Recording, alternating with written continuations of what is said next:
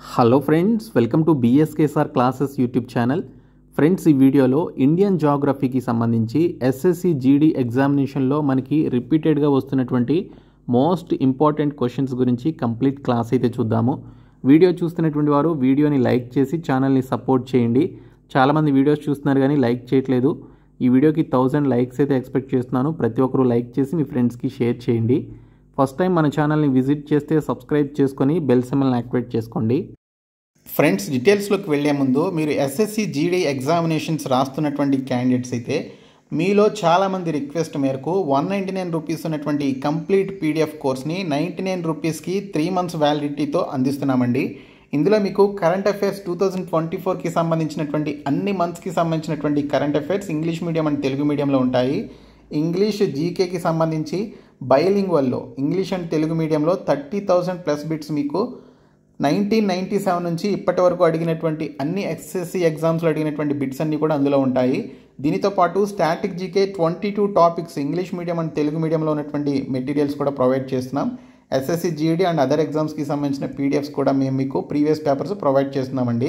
So డిస్క్రిప్షన్లో BSK jobs అని చెప్పేసి యాప్ లింక్ అయితే ఉంటుంది. మీరు యాప్ని డౌన్లోడ్ చేసుకొని హోమ్ పేజ్లోకి వచ్చినట్లయితే ఎస్ఎస్సి ఎగ్జామ్స్ అని చెప్పేసి ఒక బాక్స్ కనిపిస్తుంది. అది ఓపెన్ చేస్తే ఈ కోర్స్ ఉంటుంది. సో ఇమీడియట్గా తీసుకోండి. ఈ ఆఫర్ మీకు 3 days మాత్రమే ఉంటుంది కాబట్టి ప్రతి ఒక్కరు కూడా తీసుకోండి. ఫ్రెండ్స్, ముందుగా చూసుకున్నట్లయితే which Indian state is leading the cotton producer అని చెప్పేసి ఒక క్వశ్చన్ అయితే వచ్చిందండి. భారతదేశంలో పత్తి ఉత్పత్తిలో అగ్రగామి రాష్ట్రం ఏది అని చెప్పేసి ఇక్కడ మనకి క్వశ్చన్ అయితే అడిగారు. సో దీనికి సంబంధించిన రైట్ ఆన్సర్ వచ్చేసి గుజరాత్ అండి. సో ఫస్ట్ పొజిషన్ వచ్చేసి Gujarat, second position Maharashtra, third position Telangana, fourth position Karnataka, fifth position వచ్చేసి ఆంధ్రప్రదేశ్ అండి. సో ఈ సీక్వెన్స్లో మీరు గుర్తుపెట్టుకోండి. First Gujarat, second Maharashtra, third Telangana, fourth Karnataka, fifth state వచ్చేసి ఆంధ్రప్రదేశ్ అనమాట. ఈ పత్తిని ఉత్పత్తి చేసేటువంటి అగ్రగామి రాష్ట్రాల్లో టాప్ 5 స్టేట్స్ ఇవి. ఫస్ట్ స్టేట్ వచ్చేసి గుజరాత్ అండి. సో దీనికి సంబంధించిన ఎక్స్ప్లెనేషన్ కూడా మీరు చూడొచ్చు. దేశంలో పత్తి సాగుకు అత్యధిక విస్తీర్ణం కేటాయించగా గుజరాత్ పత్తి సాగులో అగ్రగామి రాష్ట్రంగా ఉంది. 4 మిలియన్ల పొలాలతో భారతదేశం ప్రపంచంలోనే అత్యధికంగా పత్తి ఉత్పత్తికి అంకితం చేయబడింది అనేది సో దీనికి సంబంధించినటువంటి ఎక్స్ప్లెనేషన్. ఇక్కడ మనకి బ్లూ కలర్లో ఏదైతే మనకి షేడ్ అయి ఉన్నటువంటి స్టేట్స్ ఏవైతే ఉన్నాయో సో ఆ స్టేట్స్ని ఒకసారి గమనించండి. బాగా థిక్గా ఉన్నటువంటి బ్లూ కలర్ ఉన్నటువంటి స్టేట్ గుజరాత్, తర్వాత స్కై బ్లూ కలర్లో ఉన్నటువంటి స్టేట్ మహారాష్ట్ర, తర్వాత తెలంగాణ, ఆ తర్వాత కర్ణాటక, తర్వాత మనకి ఆంధ్రప్రదేశ్ అయితే ఉంది. ఇక్కడ మీరు లిస్ట్ అయితే గమనించవచ్చు. సో ఈ విధంగా మనకి పత్తిని ఉత్పత్తి చేసేటువంటి రాష్ట్రాల్లో ఇండియాలో ఫస్ట్ పొజిషన్లో ఉన్నది గుజరాత్ అండి. నెక్స్ట్ వన్ వచ్చేసి the place of origin of red gram is, red gram యొక్క మూలం యొక్క ప్రదేశం ఏమిటి అని చెప్పేసి అడిగారు. సో రెడ్ గ్రామ్ అంటే కందులండి. సో ఇక్కడ చూసుకుంటే మనకి ఈ కందులకి సంబంధించి మొదట అవి ఉద్భవించినటువంటి స్టేట్ లేదా అవి పుట్టినటువంటి కంట్రీ ఏంటి అని చెప్పేసి అడిగారు. స్టేట్ కాదు, కంట్రీ అని చెప్పేసి అడిగారు. సో దీనికి సంబంధించిన రైట్ ఆన్సర్ మన భారతదేశమేనండి. సో ఇక్కడ చూసుకుంటే మనకి కొంతమంది ఇది భారతదేశంలో ఉద్భవించిందని మరియు మరికొందరు ఆఫ్రికాలో ఉద్భవించిందని చెప్పేసి నమ్ముతారు. అయితే కొన్ని అధ్యయనాల ప్రకారం భారతదేశం ఈ పంట మూలానికి కేంద్రం అని చెప్పేసి సూచిస్తున్నాయన్నమాట. సో ఇది రెడ్ గ్రామ్ అనమాట. సో ఈ రెడ్ గ్రామ్కి సంబంధించిన మూల దేశం అంటే ఇది ఉద్భవించింది లేదా పుట్టినటువంటి దేశం ఏంటంటే భారతదేశం. ఫ్రెండ్స్, మేము మీకు ప్రొవైడ్ చేసినటువంటి 199 రూపీస్ పీడిఎఫ్ కోర్స్ని 99 రూపీస్కే మేము మీకు అందిస్తున్నామండి. ఈ ఆఫర్ 3 days మాత్రమే ఉంటుంది. ఆల్రెడీ నిన్న ఈరోజు ఈ ఆఫర్ అయితే మనం చెప్పడం జరిగింది. ఇంకా రేపు ఒక్కరోజే ఉంటుంది కాబట్టి ప్రతి ఒక్కరు కూడా 99 రూపీస్ కోర్స్ అయితే తీసుకోండి. డిస్క్రిప్షన్లో ఉన్నటువంటి యాప్ని మీరు డౌన్లోడ్ చేసుకున్న తర్వాత హోమ్ పేజ్లో మీకు ఎస్ఎస్సి ఎగ్జామ్స్ అని చెప్పేసి ఒక బాక్స్ అయితే కనిపిస్తుంది. అది ఓపెన్ చేస్తే మీకు ఈ కోర్స్ అయితే కనిపిస్తుంది. ఖచ్చితంగా తీసుకోండి. ఈ ఆఫర్ రేపటితోటి క్లోజ్ కావడం జరుగుతుంది. సో ప్రతి ఒక్కరూ తీసుకున్నట్లయితే మీకు అందులో స్టాటిక్ జీకే కానీ కరెంట్ అఫైర్స్ కానీ ఇంకా GK English medium and Telugu medium 1997 నుంచి టిల్ డేట్ వరకు అడిగినటువంటి బిట్స్ అన్నీ కూడా మీకు అందులో ఇంగ్లీష్ అండ్ తెలుగు మీడియంలో ఉంటాయి. అలాగే ఇంగ్లీష్ లాంగ్వేజ్కి సంబంధించినటువంటి టాపిక్ వైజ్ బిట్స్ కూడా మీకు అందులో అయితే ఉన్నాయి. సో ప్రతి ఒక్కరు కూడా తీసుకోండి. సో నెక్స్ట్ వన్ వచ్చేసి green revolution is related to, హరిత విప్లవానికి సంబంధించింది ఏమిటి అని చెప్పేసి అడిగారు. సో హరిత విప్లవానికి సంబంధించింది ఏంటయ్యా అంటే వీట్ ప్రొడక్షన్ అలాగే ప్యాడీ ప్రొడక్షన్కి సంబంధించింది అనమాట. సో ఇది మనకి థర్డ్ 5-year ప్లాన్లో ఇంప్లిమెంట్ చేశారు. థర్డ్ 5 ఇయర్ ప్లాన్ ఉంది కదా, సో పంచవర్ష ప్రణాళికలు అని చెప్పేసి అంటాం. అవి కూడా నేను మీకు వీడియోస్ అయితే చేస్తాను. ఆ పీడిఎఫ్స్ అన్నీ కూడా మీకు అవైలబుల్గా ఉన్నాయి 99 రూపీస్ కోర్స్లో. సో మేము చాలామంది రిక్వెస్ట్ మేరకు 199 రూపీస్ కోర్స్ని 99 రూపీస్కి అందిస్తున్నాం. తీసుకోండి ఇమీడియట్గా, రేపు ఒక్కరోజే ఉంటుంది ఆఫర్. సో ఇక్కడ చూసుకుంటే ఈ హరిత విప్లవానికి ఆద్యుడు ఎవరంటే ఇండియాలో ఎంఎస్ స్వామినాథన్ గారు అండి. రీసెంట్గా ఆయన మరణించారు కూడా. సో ఎంఎస్ స్వామినాథన్ గారు ఆయన 1965లో 1965లో అంటే థర్డ్ 5 ఇయర్ ప్లాన్ టైంలో ఈ యొక్క హరిత విప్లవాన్ని అంటే గ్రీన్ రెవల్యూషన్ని తీసుకురావడం జరిగింది. సో అప్పటి వరకు కరువుతో ఉన్నటువంటి మన దేశంలో ఈ పర్టికులర్ వీట్ ప్రొడక్షన్ అలాగే ప్యాడీ ప్రొడక్షన్, ముఖ్యంగా ఫుడ్ గ్రెయిన్స్కి సంబంధించినటువంటి ప్రొడక్షన్ పెంచడం వల్ల చాలా బెనిఫిట్ అవుతుంది, దేశంలో ఉన్నటువంటి కరువుని తగ్గించవచ్చు అని చెప్పేసి ప్రభుత్వం అలాగే ఎంఎస్ స్వామినాథన్ గారు భావించి ఈ హరిత విప్లవం అనేటువంటి కాన్సెప్ట్తో ముందుకు రావడం జరిగింది. సో అది వచ్చిన తర్వాత సో రైతులు పండించడానికి కావాల్సిన ఎరువులు కానీ విత్తనాలు కానీ వాటిన్నిటిని సప్లై చేయడం వల్ల చాలామంది పంటను పండించి ఈ కరువుని తగ్గించడానికి కావాల్సినటువంటి ఫుడ్ గ్రెయిన్స్ అన్నిటినీ కూడా భారీ మొత్తంలో ప్రొడ్యూస్ చేశారనమాట. సో ఈ హరిత విప్లవం దేనికి సంబంధించింది అంటే గోధుమ అలాగే వరికి సంబంధించిందనమాట. సో వీటిని అత్యధికంగా పండించడానికి సంబంధించి ఈ యొక్క విప్లవాన్ని తీసుకురావడం జరిగింది. ఇలాగ మనకి చాలా రెవల్యూషన్స్ అయితే ఉన్నాయి. సో అవన్నీ మీకు తెలుసు. సో ఒకసారి మీరు చూసుకోండి వాటిలో ఏదో క్వశ్చన్ అయితే వస్తుంది. ఖచ్చితంగా ఈ క్వశ్చన్ అయితే రావడానికి అవకాశం ఉంటుంది. గ్రీన్ రెవల్యూషన్ ఏ ఇయర్లో ఇంప్లిమెంట్ చేశారంటారు? అది 1965. అలాగే గ్రీన్ రెవల్యూషన్ ఇంప్లిమెంట్ చేసినప్పుడు అది ఏ పంచవర్ష ప్రణాళిక అంటారు? అది థర్డ్ పంచవర్ష ప్రణాళిక, అంటే థర్డ్ 5 ఇయర్ ప్లాన్ అనమాట. సో ఇక్కడ మీరు చూడొచ్చు paddy production and wheat production పెంచడానికి తీసుకొచ్చినటువంటి రెవల్యూషన్ ఇది. Next question, which state is called the rice bowl of India? భారతదేశంలోని ఏ రాష్ట్రాన్ని రైస్ బౌల్ అని చెప్పేసి పిలుస్తారని చెప్పేసి అడిగారు. సో మీ అందరికీ తెలుసు ఆంధ్రప్రదేశ్ రాష్ట్రాన్ని రైస్ బౌల్ అని చెప్పేసి అంటారు. ఈవెన్ తెలంగాణ స్టేట్ కూడా ఇప్పుడు పోటీ పడుతుంది, బాగా వారు రైస్ని కూడా ప్రొడ్యూస్ చేస్తున్నారనమాట కాళేశ్వరం ప్రాజెక్ట్ వల్ల. సో నీటి సప్లై బాగా రావడం వల్ల సో వారు బాగా ప్రొడ్యూస్ చేస్తున్నారు. పంజాబ్తో ఆంధ్రప్రదేశ్తో పోటీ పడి మరి తెలంగాణ రాష్ట్రం కూడా రైస్ని ప్రొడ్యూస్ చేస్తోంది. సో ఈ రైస్ బౌల్ ఆఫ్ ఇండియా అని చెప్పేసి ఎప్పటి నుంచో ఉన్నటువంటి పేరు వచ్చేసి ఆంధ్రప్రదేశ్ స్టేట్కి ఈ రైస్ బౌల్ ఆఫ్ ఇండియా అని చెప్పేసి పేరు అయితే ఉంది. సో మనకి ఆ పర్టికులర్ ప్రాంతంలో వరి సాగుకు అనుకూలమైనటువంటి పరిస్థితులు ఉండడం వల్ల ఈ రాష్ట్రం వరిని అత్యధికంగా పండిస్తూ ఉంటుంది. అందుకే ఈ రాష్ట్రాన్ని ఆంధ్రప్రదేశ్ రాష్ట్రాన్ని రైస్ బౌల్ ఆఫ్ ఇండియా అని చెప్పేసి పిలుస్తారు. నెక్స్ట్ వన్ వచ్చేసి pegging is a useful phenomenon in. Pegging అనేది దేనికి సంబంధించిన ఒక ఉపయోగకరమైనటువంటి దృగ్విషయం అని చెప్పేసి అడిగారు. ఇది వేరుశెనగకి సంబంధించిందండి. మీరు వేరుశెనగ మొక్కని చూసినట్లయితే సో వేరుశెనగ మొక్క ఈ విధంగా ఉంది అనుకుంటే వేరుశెనగ మొక్క ఈ విధంగా ఉంది అనుకుంటే సో దాని కొమ్మల నుంచి ఈ విధంగా కొన్ని వేర్లు లాంటివి భూమిలోనికి వెళ్తాయి అన్నమాట. ఇది భూమి అనుకుంటే దాని కొమ్మల నుంచి ఈ విధంగా ఓడలు లాంటివి తీగలు లాంటివి ఈ విధంగా భూమిలోనికి వెళ్తాయి అన్నమాట. సో ఈ విధంగా భూమిలోనికి వెళ్ళి అక్కడ వేరుశెనగ విత్తనాన్ని అవి ప్రొడ్యూస్ చేస్తాయి. వేరుశెనగ గింజల్ని ప్రొడ్యూస్ చేస్తాయి అన్నమాట ఈ తీగలు. ఈ తీగ అనేది లేకపోతే అసలు వేరుశెనగలే రావు. సో ఈ తీగ ఏదైతే ప్రొడ్యూస్ అయ్యి భూమిలోనికి వెళ్తుందో దీన్నే పెగ్గింగ్ అని చెప్పేసి అంటారు. సో నేను మీకు ఇమేజ్తో సహా చూపిస్తాను చూడండి. సో ఇక్కడ మీరు చూడండి, ఇది వేరుశెనగ మొక్క అనమాట. వీటి కొమ్మల నుంచి మనకి ఈ విధంగా తీగలు లాంటివి భూమి లోపలికి వెళ్తాయి. భూమి లోపలికి వెళ్ళి అక్కడ వేరుశెనగనే అవి ప్రొడ్యూస్ చేస్తాయి అన్నమాట. సో ఈ తీగలే కనుక లేకపోతే ఈ తీగలే కనుక లేకపోతే మనకు వేరుశెనగలు కూడా ఉండవు. సో ఈ ప్రాసెస్నే పెగ్ అని చెప్పేసి అంటారు. ఇలా జరగడాన్ని పెగ్గింగ్ అని చెప్పేసి అంటారు. నెక్స్ట్ వన్ వచ్చేసి the source of Kaveri river lies in. Kaveri నది మూలం ఎక్కడ ఉంది అని చెప్పేసి అడిగారు. సో నేను 2 డేస్ బ్యాక్ నేను ఈ నదీ వ్యవస్థకి సంబంధించిన వీడియో కూడా చేశాను. అందులో చెప్పాను నేను మీకు బ్రహ్మగిరి కొండల్లో పుడుతుందండి అది. కావేరీ నది అనేది బ్రహ్మగిరి కొండల్లో, కర్ణాటకలోని బ్రహ్మగిరి కొండల్లో పుట్టి అది అటుగా ప్రవహిస్తూ తమిళనాడులోనికి ఎంటర్ అయ్యి తమిళనాడులో గుండా అది ప్రవహించి బే ఆఫ్ బెంగాల్లో కలుస్తుంది, అంటే బంగాళాఖాతంలో కలుస్తుంది అనమాట. సో ఇక్కడ మీరు చూడండి మ్యాప్లో, సో బ్రహ్మగిరి హిల్స్లో పుడుతుంది అనమాట. వెస్టర్న్ ఘాట్స్లో ఉన్నటువంటి బ్రహ్మగిరి హిల్స్లో పుడుతుంది. అది ఈ విధంగా కర్ణాటక నుంచి గ్రీన్ కలర్లో ఉన్నటువంటి మ్యాప్ అంతా కూడా కర్ణాటక అనమాట. సో ఈ విధంగా ప్రవహిస్తూ తమిళనాడులోనికి ఎంటర్ అయ్యి ఈ విధంగా పాయలుగా చీలిపోయి తమిళనాడులో ఈ బంగాళాఖాతంలో కలుస్తుంది. కర్ణాటకకి తమిళనాడుకి రెండింటికి కూడా ఈ కావేరీ నదీ జలాల విషయం సంబంధించి వివాదాలు అయితే చాలా సంవత్సరాల నుంచి ఉన్నాయన్నమాట.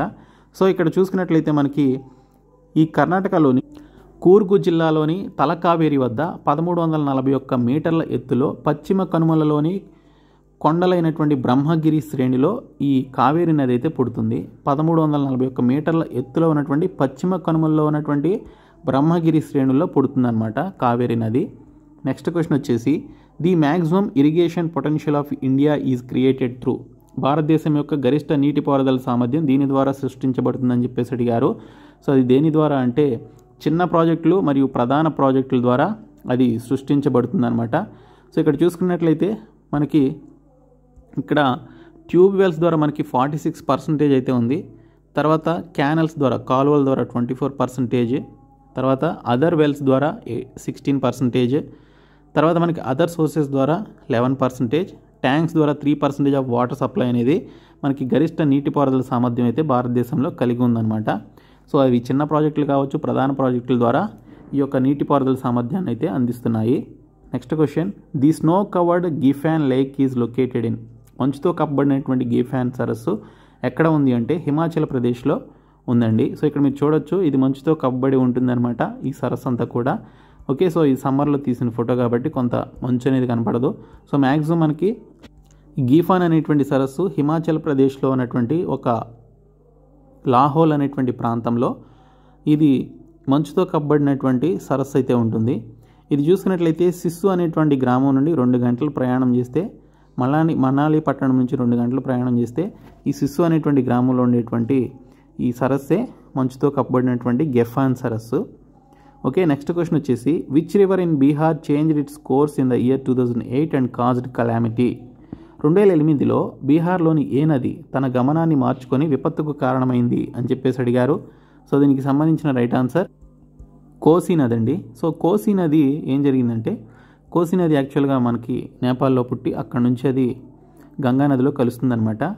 అది బీహార్లో గుండా ప్రవహిస్తూ గంగా నదిలో కలుస్తుంది. 2008లో బాగా ఫ్లడ్స్ వచ్చినప్పుడు ఈ కోసీ నది బాగా విస్తృతంగా ప్రవహిస్తూ దాని యొక్క కోర్స్ని అంటే దాని యొక్క ప్రవాహం యొక్క డైరెక్షన్ని మార్చుకొని బీహార్లో ఉన్నటువంటి చాలా ప్రాంతాలని ముంచివేయడం జరిగింది.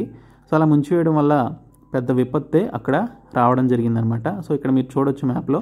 సో కోసీ రివర్ అనమాట, ఇది మనకి థిక్గా బ్లూగా ఉంది చూడండి లైన్. సో అది కోసీ రివర్ ఈ విధంగా వస్తూ గంగా నదిలో కలుస్తుంది. ఓకే, సో అప్పుడు బాగా వరదలు రావడం వల్ల ఇది ఫ్లడ్స్కి గురయ్యి బాగా విపత్తునైతే తీసుకురావడం జరిగింది. నెక్స్ట్ వన్ వచ్చేసి the reservoir GB Pant Sagar is located in which river. GB Pant Sagar is reservoir ఏ నదిపై ఉంది అని చెప్పేసి అడిగారు. అది రిహాండ్ అనేటువంటి నదిపై నిర్మించబడిందండి. రిహాండ్ అనేటువంటి నదిపై నిర్మించారనమాట. ఓకే, ఇక్కడ చూడండి మీరు గోవింద్ బల్లభ్ పంత్సాగర్ రిజర్వాయర్ సోన్ నదికి ఉపనది అనమాట. అది సోన్ నదికి ఉపనది అయినటువంటి రిహాండ్ నదిపై నిర్మించడం జరిగింది. Okay, next one the reverse of south India mainly have which of the following drainage patterns. దక్షిణ భారతదేశంలోని నదులు ప్రధానంగా కింది వాటిలో ఏ పారుదల నమూనాలను కలిగి ఉంటాయని చెప్పేసి అడిగారు. సో అవి డెంట్రిక్ ప్యాటర్న్ని కలిగి ఉంటాయండి. సో డెంట్రిక్ ప్యాటర్న్ అంటే ఒక నది ఇలా ప్రవహిస్తుంది అనుకుంటే మళ్ళీ కొండల కోనల్లో పుట్టినటువంటి చిన్న చిన్న నదులన్నీ ప్రవహిస్తూ ఈ విధంగా మెయిన్ రివర్లోకి కలుస్తాయన్నమాట. ఓకే, సో చూడడానికి ఒక ట్రీ లాగా ఉంటుందన్నమాట డిజైన్. ఓకే, సో నది అనేది ఈ విధంగా ఈ డైరెక్షన్లో ప్రవహిస్తుంది అనుకుంటే మళ్ళీ పక్క నుంచి కోనల్లో పుట్టినటువంటి చిన్న చిన్న నదులు లేదా చిన్న చిన్న కాలువలన్నీ కూడా ప్రవహిస్తూ ఈ మెయిన్ రివర్లో కలుస్తాయి. ఓకే, సో ఈ ప్యాటర్న్ని డెంట్రిక్ ప్యాటర్న్ అని చెప్పేసి అంటారు. ఇవి దక్షిణ భారతదేశంలో ఉండేటువంటి నదుల యొక్క ప్రధానంగా ఉండేటువంటి ప్యాటర్న్ అనమాట. ఇది దాన్ని డెంట్రిక్ ప్యాటర్న్ అని చెప్పేసి అంటారు. ఇక్కడ ఇమేజ్లో మీరు చూడొచ్చు. ఓకే, సో ఇక్కడ డెంట్రిక్ ప్యాటర్న్ అండ్ అదర్ ప్యాటర్న్స్ కూడా ఉన్నాయి. దీన్ని రేడియల్ ప్యాటర్న్ అంటారు. సో మనకి కొండ ఈ విధంగా ఉంది అనుకుంటే సో పైన ఈ విధంగా వాటర్ ఫ్లో అనేది పైనుంచి ఈ విధంగా జరుగుతుందన్నమాట. దీన్ని రేడియల్ ప్యాటర్న్ అని చెప్పేసి అంటారు. మరొక ప్యాటర్న్ ట్రెల్లిస్ ప్యాటర్న్ అనమాట. ఓకే, ఈ విధంగా ఉంటుంది అది. మరొకటి వచ్చేసి స్క్వేర్ షేప్ లాగా ఉంటుంది, దీన్ని రెక్టాంగులర్ షేప్ లాగా ఉంటుంది, దీన్ని రెక్టాంగులర్ ప్యాటర్న్ అంటారు. మరొకటి వచ్చేసి ఇర్రెగ్యులర్ ప్యాటర్న్, దీనికంటే ఒక ప్యాటర్న్ ఉండదు, ఎలా పడితే అలాగా ఈ విధంగా వాటర్ అనేది ఫ్లో అవుతుంది, దీన్ని ఇర్రెగ్యులర్ ప్యాటర్న్ అని చెప్పేసి అంటారు. సో సౌత్ ఇండియాలో దక్షిణ భారతదేశంలో ఉండేటువంటి నదుల యొక్క ప్రవాహం యొక్క పారుదల యొక్క ప్యాటర్న్ ఏ విధంగా ఉంటుందంటే డెంట్రిక్ ప్యాటర్న్ అని చెప్పేసి అంటారు. నెక్స్ట్ వన్ వచ్చేసి which one of the following Indian reverse originates in Maharashtra and flows through Karnataka and Andhra Pradesh to meet the bay of Bengal in Andhra Pradesh Coast.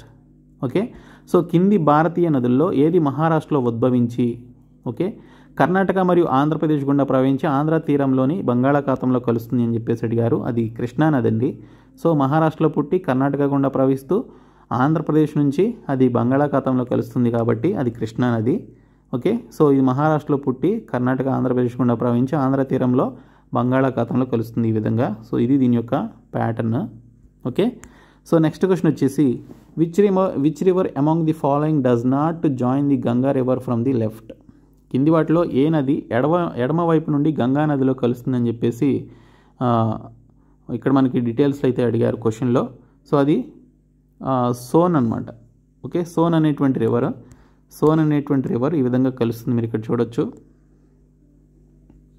Okay, next one westward flowing rivers are. పశ్చిమ దిశగా ప్రవహించేటువంటి నదులు ఏమిటి అని చెప్పేసి అడిగారు. సో ఇక్కడ మనం చూసుకున్నట్లయితే రాప్తి అనేది నేపాల్లో ఉండేటువంటి నది అనమాట. ఇది కూడా పశ్చిమ దిశగా ప్రవహిస్తుంది. కానీ ఇండియా విషయానికి వస్తే నర్మదా తపతి అనేది కరెక్ట్ కాబట్టి అవి పశ్చిమంగా ప్రవహిస్తూ అరేబియా సముద్రంలో కలుస్తాయి. సో కాబట్టి ఫస్ట్ అండ్ సెకండ్ అనేది దీనికి సంబంధించినటువంటి రైట్ ఆన్సర్స్గా చెప్పుకోవాలి. సో ఇక్కడ మీరు చూడండి, నర్మదా తపతి నదులు ఈ విధంగా ప్రవహించి ఇక్కడ ఇది అరేబియా సముద్రంలో కలుస్తాయి అన్నమాట. Next question, the Chukka power project was built by India in. Chukka power ప్రాజెక్ట్ను భారతదేశం ఏ దేశంలో నిర్మించింది అని చెప్పేసి అడిగారు. ఇది మయన్మార్ దేశంలో నిర్మించడం జరిగిందనమాట. సో చుక్కా జలవిద్యుత్ ప్రాజెక్టు మయన్మార్ కాదండి, భూటాన్కి సంబంధించింది ఇది. ఓకే, సో నేను రాంగ్ ఆన్సర్ పెట్టాను. సో భూటాన్కి సంబంధించింది. సో ఇది 336 మెగావాట్ ప్రాజెక్ట్ అండి. ఇది భారత ప్రభుత్వం యొక్క నిధుల చేత నిర్మించబడినటువంటి ప్రాజెక్టు. సో ఇక్కడ మీరు ఇమేజ్ చూడొచ్చు. ఓకే, సో నెక్స్ట్ క్వశ్చన్ వచ్చేసి identify the most infertile among the following soils. కింది నేలల్లో అత్యంత సారవంతం కాని వాటిని గుర్తించండి అన్నారు. అవి లేటరైట్ నేలలండి. ఓకే, లేటరైట్ నేలలు అని చెప్పేసి అంటారు. ఈ విధంగా ఉంటాయన్నమాట లేటరైట్ నేలలు. నెక్స్ట్ వన్ వచ్చేసి which one of the following countries is known for very important uranium ore deposits. కింది వాటిలో అత్యంత ముఖ్యమైనటువంటి యురేనియం ధాతువు నిక్షేపాలకు ప్రసిద్ధి చెందిన దేశం ఏది అని చెప్పేసి అడిగారు. సో దీనికి సంబంధించిన రైట్ ఆన్సర్ వచ్చేసి ఆస్ట్రేలియా అండి. సో ఫస్ట్ మనకి ఆస్ట్రేలియా అయితే ఉంటుంది, ఆ తర్వాత మిగిలినటువంటి దేశాలు అయితే ఉన్నాయి. ఇక్కడ మీరు మ్యాప్లో చూడండి, ఆస్ట్రేలియా, ఆ తర్వాత మనకి కజకిస్తాన్ ఉంటుంది, కజకిస్తాన్ తర్వాత కెనడా ఉంటుందండి. సో కెనడా చూసుకున్నట్లయితే దాని యొక్క నిక్షేపాలు ఎన్ని ల్యాక్స్లో ఉన్నాయని చూడొచ్చు. ఆ తర్వాత రష్యా ఉంటుంది. సో రష్యా 4,81,000 అనమాట. సో ఈ విధంగా మనకి ఫస్ట్ వన్ వచ్చేసి యురేనియం నిక్షేపాలు 1.7 మిలియన్ టన్స్లో ఉంటుంది. సో ఇది Australia. Next question, which one is the second largest metal present in the earth's womb. భూమి గర్భంలో ఉన్నటువంటి రెండవ అతిపెద్ద లోహం ఏమిటి అని చెప్పేసి అడిగారు. సో దీనికి సంబంధించిన రైట్ ఆన్సర్ వచ్చేసి ఐరన్ అండి, లేదా ఇనుము అని చెప్పేసి అంటాం. సో ఈ ఇనుము భూమి గర్భంలో ఉండేటువంటి రెండవ అతిపెద్ద లోహంగా చెప్పుకోవాలి. ఇందులో first one aluminium, second iron, తర్వాత మెగ్నీషియం, తర్వాత కాల్షియం, అదర్స్ ఈ విధంగా మనకి పర్సంటేజెస్ అయితే ఉన్నాయి. Next question, which one of the following is the lowest atmospheric layer. కింది వాటిలో అత్యల్ప వాతావరణ పొర ఏది అని చెప్పేసి అడిగారు. అది ట్రోపోస్పియర్ అండి. ఓకే, ట్రోపోస్పియర్ అని చెప్పేసి అంటాము, మీ అందరికీ తెలిసిందే. ఈ విధంగా మన యొక్క వాతావరణం అనేది అర్త్స్ అట్మాస్ఫియర్ అనేది టోటల్గా మనకి 5 లేయర్స్ డివైడ్ అయి ఉంది. Troposphere, stratosphere, mesosphere, thermosphere, exosphere. ట్రోపోస్పియర్లో విమానాలు, అలాగే హాట్ బెలూన్స్ ఇవన్నీ కూడా ఉంటాయి. స్ట్రాటోస్పియర్లో మనకి ఓజోన్ లేయర్ ఉంటుంది. మెసోస్పియర్లో ఈ విధంగా మనకి గ్రహ శకలాలు, అలాగే శాటిలైట్స్ అనేవి రాకెట్స్ అనేవి వెళ్తాయి.